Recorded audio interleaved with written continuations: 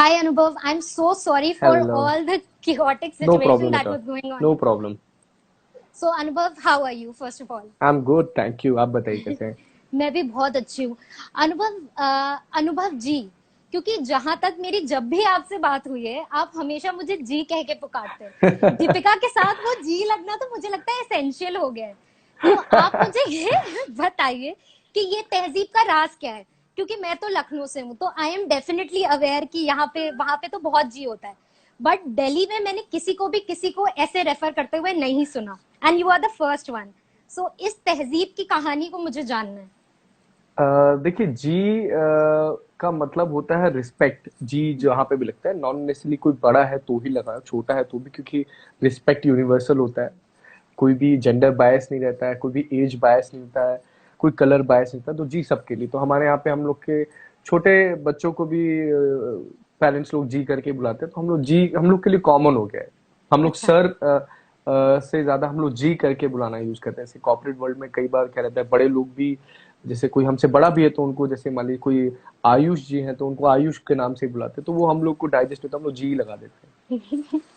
तो अनुभव, जैसे कि आपके बार का नाम है चाय सुट्टा बार, तो मेरे जी। ना बहुत सारे दोस्त वहां विजिट करते हैं, और जब सबको पता चला that I am going to interview you, तो सबका एक ही क्वेश्चन था कि प्लीज आस्क अनुभव, अगर बार का नाम चाय सुट्टा बार है तो वहां सुट्टा क्यों नहीं अलाउड है? मतलब नो स्मोकिंग बहुत बड़ा बड़ा मेंशन्ड है वहां पे। Am I You are audible? not audible. Am I audible? Am I audible? Is it better now? Let me go and come again. या sure. Just a minute.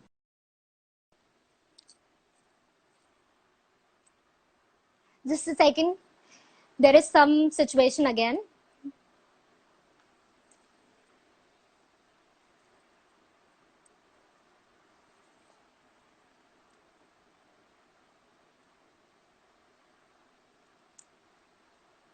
Yes.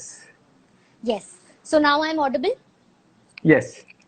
So Anubhav, actually मेरे बहुत सारे दोस्त हैं, और जब सबको पता चला कि I am going to interview you, तो सबने सबसे पहला क्वेश्चन यही पूछा मुझसे कि प्लीज आस्क द फाउंडर और द को फाउंडर कि ये चाय सुट्टा बार में नो स्मोकिंग का साइन क्यों है? Why isn't it allowed to smoke over there? क्योंकि बहुत सारे उसके कारण है। एक तो एथिकल कारण भी है और बिजनेस का भी एक कारण है। तो एथिकल कारण बताता हूँ, क्योंकि पहले मैं खुद भी स्मोक करता था बहुत ज्यादा जब मैं दिल्ली में था। तो एक तो दिल्ली में रहना वैसे ही स्मोकिंग है, और दिल्ली में रह के स्मोकिंग करना तो और ज्यादा होता है। तो हाँ। कई हेल्थ इश्यूज होने लग जाते हैं। तो मैंने क्विट कर दिया और फिर ये चालू किया और डिसाइड किया कभी किसी को भी सिगरेट कोशिश करूंगा ना पीने दूं। तो वो सेकंड ये था कि आप जब भी कोई भी सिगरेट अगर वैसे ही पब्लिक में पीना अलाउड नहीं रहता। और चाय सुट्टा बार एक सोशल ऑफलाइन सोशल प्लेटफॉर्म है जहाँ पे इतने सारे लोग आते हैं। 1.5 लाख लोग एक दिन आते हैं, मोस्टली यंगस्टर्स रहते हैं, बातचीत होती है, एक को वर्किंग स्पेस टाइप का बन गया, आंख मटक्का होता है वहाँ पे। एक वैसी जगह बन गई है वो। तो वहाँ पे एक तो पब्लिक प्लेस में वैसे भी आप स्मोक नहीं कर सकते। सेकेंडली कई बार क्या होता है, फैमिलीज आते हैं, छोटे छोटे बच्चे आते हैं, हाँ। कई लोग होते हैं जो सिगरेट नहीं पीते, तो उनको अनकंफर्टेबल होता है। इसलिए अगर आप सिगरेट नहीं पीने दोगे तो ज्यादा अच्छा है, क्योंकि सिगरेट पीने दोगे तो जो लोग नहीं पीते हैं वो पैसिव स्मोकिंग की वजह से नहीं आएंगे। तो अनुभव, आपने मुझे अभी जैसे बताया कि that you were a smoker, you used to smoke I guess, तो hmm. From a smoker to a non smoker, ये कैसे अचानक से ट्रांसफॉर्मेशन कैसे? एक तो पता तो रहते ही सबको कि आपकी तबीयत इससे कभी ना कभी खराब होगी। तो तबीयत खराब होने लग गई थी, और कई बार क्या रहता था, मैं बहुत ज्यादा वॉलीबॉल खेलता था, एथलीट था स्कूल के टाइम पे। तो मेरे को ऐसा लगता था कि मैं हेल्थ के साथ काफी खिलवाड़ कर रहा हूँ, तो फिर मैंने छोड़ दिया। और अभी भी जब सब लोग पूछते हैं कि यूनाइटेड नेशन अवार्ड्स, जो स्टॉक, टेडेक्स, इतनी सारी जगह पे सारी चीजें पूछते हैं कि सबसे बड़ा अचीवमेंट क्या है इनमें से, तो मैं बोलता हूँ सबसे बड़ा अचीवमेंट ये है कि मैंने सिगरेट छोड़ दी। उससे बड़ा अचीवमेंट नहीं है, क्योंकि सिगरेट छोड़ना, सुट्टा को छोड़ना अपने आप में बहुत बड़ा टास्क है। अगर एक बार हाँ आदत एक्चुअली। लग जाए तो माय गॉड, मेरे को तो अभी भी यकीन नहीं होता मैंने इतने जल्दी कैसे छोड़ कैसे दिया। बहुत मुश्किल है। हाँ एक्चुअली बहुत मुश्किल है। ये मेरे बहुत सारे दोस्त भी बताते हैं कि एक्चुअली ये बहुत मुश्किल है। सो अनुभव, I was just reading something about you, I was doing a research about you, तो मुझे पता चला कि आप यूपीएससी की तैयारी कर रहे थे। हम्म। आपने यूपीएससी से इस वेंचर को फाइनली खोला। तो मुझे ये जानना है कि पेरेंट्स का रिएक्शन क्या था। मतलब आप यूपीएससी की तैयारी कर रहे हो और अचानक से आप अपने पेरेंट्स के सामने जा रहे हो और कह रहे हो कि नहीं अब तो मुझे वेंचर खोलना है, तो पहले तो यही रिएक्शन होगा कि नहीं भैया ऐसा नहीं हो सकता, यूपीएससी के लिए पढ़ो। तो आपका वो फर्स्ट वो जो रिएक्शन होता है ना पेरेंट्स से, वो क्या था? ठीक है, हम लोग को तो रिएक्शन अपने पेरेंट्स के पता था कि बचपन से ही, स्पेशली पापा के, कि जूते पड़ने हैं अगर आप पढ़ाई छोड़ी तो। हाँ। तो बताया नहीं डर के मारे।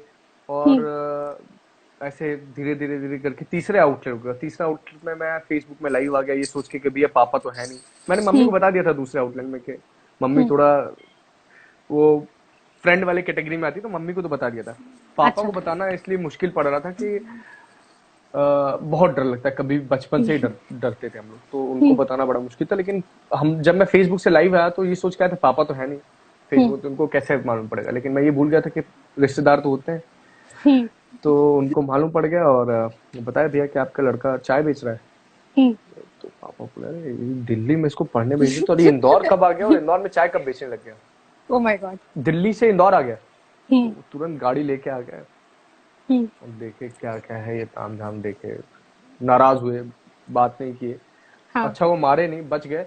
हम्म, और चले गए नाराज होके। फिर काफी हम्म, दिन तक ऐसा सिलसिला चला। और बहुत दिन तक तो नाखुश थे, नहीं बताते थे। फिर वो भी टेडेक्स में एक बार उनको जयपुर में उनको फैसिलिटेट किया, मैनिट में, हम्म, एनआईटी में। तो काफी उस दिन से वो थोड़ा सा, मतलब खुश तो हमेशा से नहीं होंगे कि लड़का कुछ कर रहा है, लेकिन वो हमारे यहाँ पे पिताजी लोगों की अजीब सी आदत होती है, कभी भी खुद को जाहिर नहीं करते कि लड़कों को इतना प्यार करते हैं, बुराई करते हैं। अंदर अंदर हम्म, खूब प्यार करते होंगे, तो पता नहीं हम्म। करते ही है, वो पता क्या है। तो फिर तो बोलना बंद कर दिए कि हाँ जो कर रहा है ठीक कर रहा है, अपना कर रहा है, हम्म। देख रहा है। अनुभव, हमारा अभी अभी एक क्वेश्चन आया है कि how is your venture different from Chaayos. ये अनुकृति ने ओके। क्वेश्चन पूछा है और ये हमारे कमेंट सेक्शन में आया है। So can you please answer the same? Hello Anukriti ji, hope आप पहले ठीक होंगे, आप सब लोग जितने लोग देख रहे हैं। तो चायोस, पहली बात तो दो आईआईटीएंस का है, फंडेड है और प्रॉफिटेबल है ये नहीं है, ये तो किसी को नहीं पता। ये बबल बस्ट होगा बहुत जल्दी। हम फंडेड नहीं है, हमने अपने घर वालों से भी पैसे नहीं लिए, फंडेड नहीं है, प्रॉफिटेबल है, 4 साल से चल रहे हैं, फ्रॉम 0 to बिलियन हमने बनाया है इस कंपनी को। और चायो से अगर दूसरे तरीके से देखा जाए तो क्या डिफरेंस है, ये तो हो गया कि एक जोश करके बात बता दी, लेकिन मैं डिफरेंस बताना हूँ क्या चायो से। चायो जो हमारे में बहुत ज्यादा डिफरेंस, क्योंकि चायो कैटेगरी क्लास, वो क्लास के लोग जो ज्यादा रईस तबके रहते हैं, जो को वर्किंग वाले रहते हैं, क्योंकि उन्हीं को कैटर करता है। इसलिए उनकी जो लोकेशंस हैं वो एयरपोर्ट हो गई, उनके लोकेशन हो गए बड़े बड़े मॉल्स हो गई, हमारी लोकेशन हर गली में। हम लोग मास को कैटर करते हैं, वो क्लास को कैटर करते हैं। तो वी हम लोग क्या पे जितना एक दिन में टर्नओवर होता है, इतने सारे आते हैं, उनके यहाँ पे हमको लगता नहीं कि साल भर महीने भर में 4-5 महीने में भी इतने लोग आते होंगे। So there is a difference. Product का डिफरेंट है, उनका हमारा प्रोडक्ट अलग है।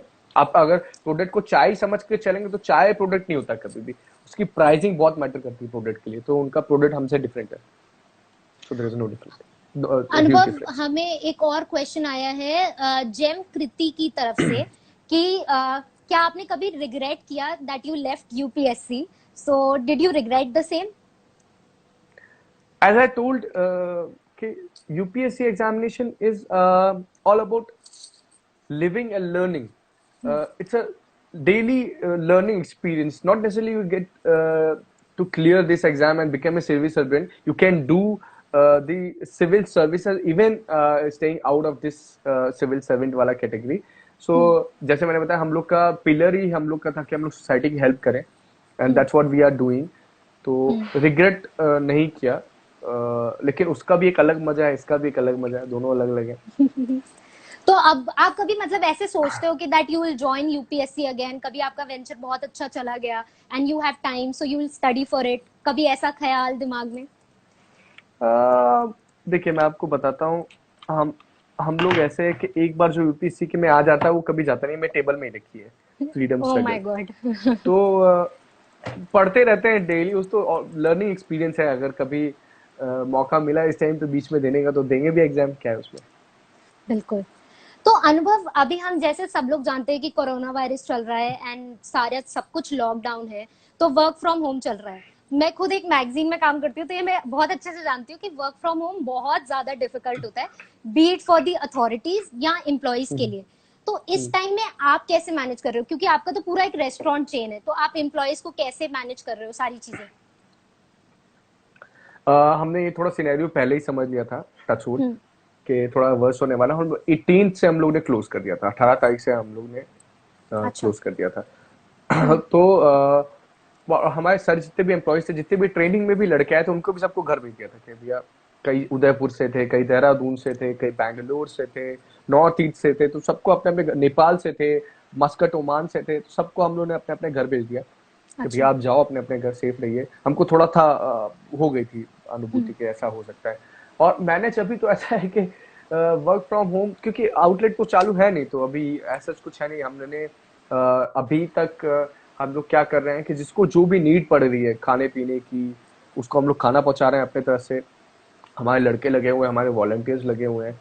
और अभी काफी हम लोग डे वन से हम लोग सर्व कर रहे हैं पुलिस ऑफिशियल्स को, हेल्थ वर्कर्स को हम लोग चाय पिला रहे हैं उनको, क्योंकि सबके हम्म। लिए एक चाय तो बनती है एटलीस्ट। इस मूवमेंट में फ्री में सबको चाय बांट रहे हैं।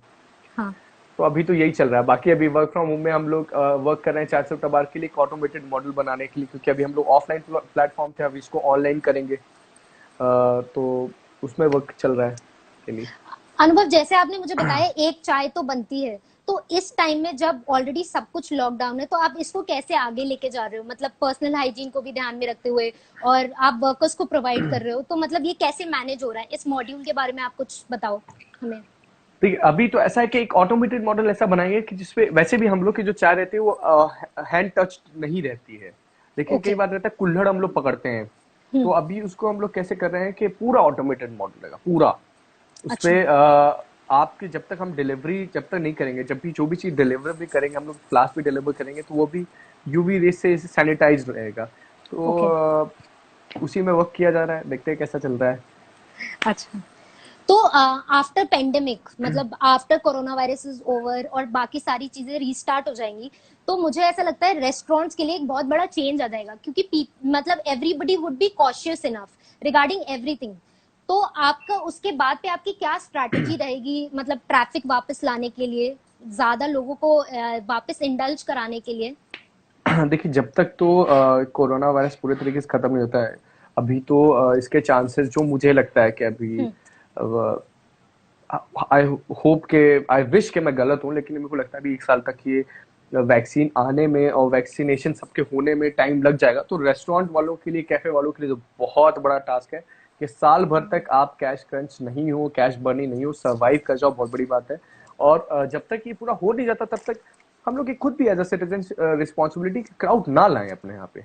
क्राउड लेके आना तो बहुत बड़ी दिक्कत है। क्राउड लेके आ जाएंगे तो हम लोग बहुत लोगों को इन्फेक्ट कर देंगे। तो जैसे 400 बार में लोग बहुत क्लोजली बैठते थे, आसपास में बैठते थे, मुड्डे इधर उधर लगा के बैठ जाते थे, लेकिन अभी हम लोग को डिस्टेंस बना के रखना पड़ेगा। तो अभी बड़ा मुश्किल है, देखते हैं। बाद में क्राउड लेके आना, ऑनलाइन क्राउड जरूर हम लोग लेके आएंगे, 100% लेके आएंगे online crowd. O that's great अनुभव। अनुभव, हमारे पास एक क्वेश्चन आया है किंग कुणाल की तरफ से। What's the biggest problem you have faced in your startup? So there are n number of lists. Let me start with the toughest one. So the toughest one was the capital. तो capital race करना किसी भी startup के लिए बड़ी दिक्कत वाली समस्या हो जाती है। तो पैसे का अरेंजमेंट करना एक सबसे बड़ी समस्या थी। और आनंद के पास फॉर्चुनेटली 3 लाख रुपए थे, क्योंकि वो पुराना बिजनेस करता था, मेरे पास तो कुछ पैसे थे नहीं। तो हम लोग जब इनिशियली आए, जब मैं दिल्ली से आया, तो हम लोगों ने 50-50 रुपए पेट्रोल डलवाया अपनी पहली बार गाड़ी में। और उस 50 रुपए पेट्रोल से हम लोग घूमने लग गए, देखने लग गए कि बिजनेस आइडिया क्या है, क्या बिजनेस किया जाए। तो उस समय उज्जैन में कुंभ चल रहा था, तो उज्जैन चले गए, उज्जैन देख के आए कि भैया क्या है वहाँ पे, सबसे मिले क्या बिजनेस मिलेगा। और फिर एक दिन ऐसे घर पे बैठे हुए थे, क्या करें क्या करें क्या करें। तो एक चाय की क्राइसिस आ गई। बोला कि हमारे यहाँ पे कुछ सज्जन आए हुए थे, हमारे दोस्तों में के सेलिब्रिटी, जो दोस्तों में एक आध सेलिब्रिटी होते, बोले इसको चाय मंगाओ यार, सीनियर थे हमारे। तो बोला कि अच्छी चाय कहाँ मिलती है, तो मिली नहीं कहीं पे भी हाइजीनिटी ऐसे। तो हमको समझ में आने ये है। तो कभी भी आइडिया के लिए आपको घूमना फिरना नहीं पड़ता, आपको मार्केट गैप समझना है और उसको चालू करना है। और जो हर्डल्स तो बहुत सारे थे, तो कैपिटल हो गई, सेकेंडली फैमिली सपोर्ट हो गया, थर्ड फिर आपका बी प्लान होता है। आप नए रहते हैं, आपको कुछ भी धंधे के बारे में पता नहीं रहता है, तो वो सारी प्रॉब्लम्स रहती है। एंटरप्रेन्योरशिप में तो हर चीज में प्रॉब्लम है, डेली प्रॉब्लम है। Problem solving is a startup. अगर आप प्रॉब्लम सॉल्व कर रहे हो वही स्टार्टअप है। एन नंबर ऑफ प्रॉब्लम आएगी। आपको मैं बताता हूँ, पुलिस की प्रॉब्लम आती है। आपके यहाँ पे ज्यादा क्राउड आता है तो डंडे पड़ते हैं, वो भगा देते हैं अरे ज्यादा भीड़ बाप रे। देखते हैं तो। Oh my God. सेकेंडली जो चुटभैया नेता रहते हैं, लोकल नेता रहते हैं, क्योंकि मैं, मेरा घर यहाँ से 800 किलोमीटर दूर है, तो मैं और मेरा पार्टनर भी हम लोग यहाँ के लिए नए थे, तो हम लोग को वो छुटभैया नेता से दिक्कत, जो यहाँ के लोकल गुंडे रहते हैं उनसे दिक्कत। जब आपकी दुकान चलने लग जाती है तो मकान मालिक रेट बढ़ाने लग जाते हैं, रेंट बढ़ाने लग जाते हैं, फिर धमकी देने लग जाते हैं किसी और को दे देंगे, तो उनसे दिक्कत। तो हर हाँ। तरह की दिक्कत आती है। अनुभव, आपके लिए हमारे पास बहुत सारे क्वेश्चंस आए हैं और इनफैक्ट बहुत सारी रिक्वेस्ट आई है। जो सबसे पहली रिक्वेस्ट हमारे पास आई है कि क्या कहते हैं, people want to meet you and one of them is king Kunal who wants to meet you and Rahul ji and Anand ji, I think so they are your co-founders. So there is yes. lot of love that people are showering on you. तो ये अचानक से इतना प्यार मिलना and limelight में आना, TEDx पे स्पीकर होना, जोश के लिए स्पीकर होना, तो क्या क्या चेंजेस आए हैं आपकी लाइफ में? मतलब लाइफ अभी भी वैसी चल रही है या कि कुछ चेंजेस आए हैं? चेंजेस वैसे तो कुछ नहीं, रिस्पॉन्सिबिलिटीज बढ़ गई हैं। लोगों को एम्प्लॉय रखना, इतनी बड़ी फैमिली को चलाना, चाय सुट्टा बार की इतनी बड़ी फैमिली में चलाना, हजारों लोग के घर चलते हैं इनसे, हजारों लोगों के घर चलते हैं, हजारों लोगों के घर चलाना कंटिन्यूसली कोविड के बाद भी, तो रिस्पॉन्सिबिलिटी बढ़ गई। वैसे चेंजेस कुछ भी थोड़ा सा स्टार्टिंग में आया था कि पर्सनल टाइम हम लोग खुद को नहीं दे पाते थे, तो वो प्रॉब्लम है। जो लोग प्यार करते हैं उनको लव यू यार भाई बहनों, जो भी हो, ऐसे प्यार करते रहना। आप ही के प्यार के वजह से ही है, और यही ताकत मिलती है हम लोग को कि हम लोग बने रहते हैं, जूझते रहते हैं, लगे रहते हैं, नया नया करते रहते हैं। तो अनुभव, फ्यूचर ऑफ चाय सुट्टा बार, मतलब in the coming years, in the coming 10 years, तो आप चाय सुट्टा बार को कहाँ देखते हो?